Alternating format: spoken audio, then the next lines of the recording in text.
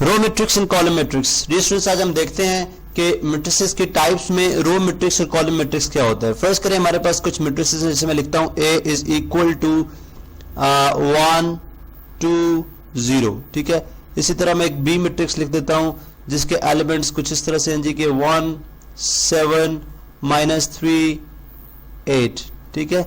इसी तरह भी हम एक और मैट्रिक्स लिख देते हैं C जो कि इक्वल है -1 0 3 2, ठीक है। इसी तरह एक डी मैट्रिक्स लिख देते हैं जिसके एलिमेंट्स कुछ इस तरह से हैं जी के 7 8 5, ठीक है। इसी तरह अभी हम इनके ऑर्डर्स लिखते हैं। ऑर्डर्स जब हम लिखेंगे तो ऑर्डर चूंकि number of rose by number of columns होता है, तो इसके अंदर अगर आप देखें तो इसके अंदर 3 रोज हैं लेकिन कॉलम इसका एक ही है, ठीक है। तो इसका ऑर्डर क्या हो जाएगा 3/1। इसी तरह इसका ऑर्डर देखते हैं तो इसके अंदर रो 1 है लेकिन कॉलम 4 हैं, ठीक है। 1 2 3 एंड 4, तो इसका ऑर्डर क्या आ जाएगा 1/4।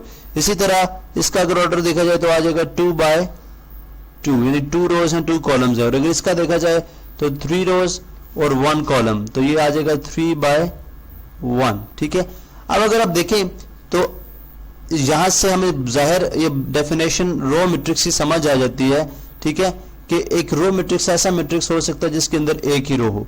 अब वो मैट्रिक्स कौन सा है? वो मैट्रिक्स है हमारा बी, वो मैट्रिक्स है हमारा बी। अगर आप देखें तो इसके अंदर हमारे पास ये एक ही रो बनती है, ठीक है, हमारे पास एक ही रो बनती है, तो इसलिए हम इसको बोलते हैं रो मैट्रिक्स। कॉलम्स में हमें इसके कॉलम जितने मर्जी हो जाएं, हमें उससे कुछ लेना देना नहीं है, ठीक है। लेकिन अगर रो मैट्रिक्स कहलाना है, अगर ये मैट्रिक्स रो मैट्रिक्स कहलाएगा, ये तभी कहलाएगा जब इसकी सिर्फ एक रो होगी, सिर्फ एक रो। और ऑर्डर के अंदर अगर आपको किसी मैट्रिक्स से सिर्फ ऑर्डर दे दिया जाए और बोला जाए कि आप इस ऑर्डर से बताएं कि मैट्रिक्स जो है वो रो मैट्रिक्स है या कॉलम मैट्रिक्स है, तो आप उसकी रोज को चेक करेंगे।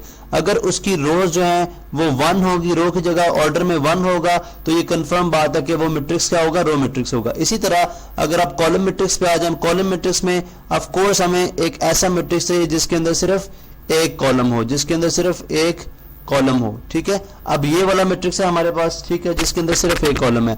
अब इसके अंदर हमने रोज का जितनी मर्जी रोज हो जाए, हमें रोज से कोई लेना देना नहीं है। हमारा जो कंसर्न है वो क्या है, कॉलम से। अगर इसका एक कॉलम है तो ये कॉलम मैट्रिक्स है, ठीक है।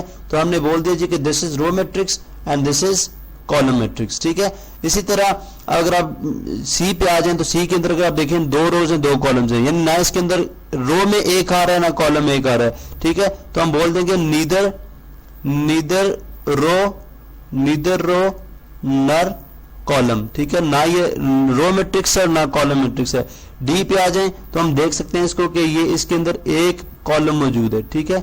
अगर इसके ऑर्डर पे भी चले जाएं तो आपको यहाँ पे भी ये बात समझ आ जाएगी, इसके अंदर कॉलम की जगह 1 लिखा हुआ है, इसका मतलब है इसका एक ही कॉलम है, ठीक है। इसलिए हम इसको बोलेंगे कॉलम मैट्रिक्स। तो हमने देखा कि वो मैट्रिक्स जिनकी जो एक रो पे मुश्तमिल होते हैं, ठीक है, वो कहलाते हैं हमारे रो मैट्रिक्स। और वो मैट्रिक्स जो एक कॉलम पे एक रो मैट्रिक्स बेसिकली ये होगा जो एक रो पे मुश्तरिक होते हैं वो रो मैट्रिक्स कहलाएंगे, और जो एक कॉलम पे मुश्तरिक होंगे वो कॉलम मैट्रिक्स कहलाएंगे। अब यहाँ पे सवाल ये पैदा होता है कि क्या कोई ऐसा मैट्रिक्स है जो एट द सेम टाइम रो भी हो और कॉलम भी हो? तो डेफिनेटली हमारे पास एक मैट्रिक्स है जिसके अंदर एक ही एलिमेंट होगा, ठीक है। जैसे मिसाल के तौर पर मैं लिखता हूं कि ई एक मैट्रिक्स है जिसके अंदर एलिमेंट है 7, ठीक है, ये भी एक मैट्रिक्स है। अब हम इस मैट्रिक्स को हम रो भी कह सकते हैं और कॉलम भी कह सकते हैं, ठीक है। Row and column at the same time, row and column, row matrix भी कह ले, row matrix and column matrix at the same time,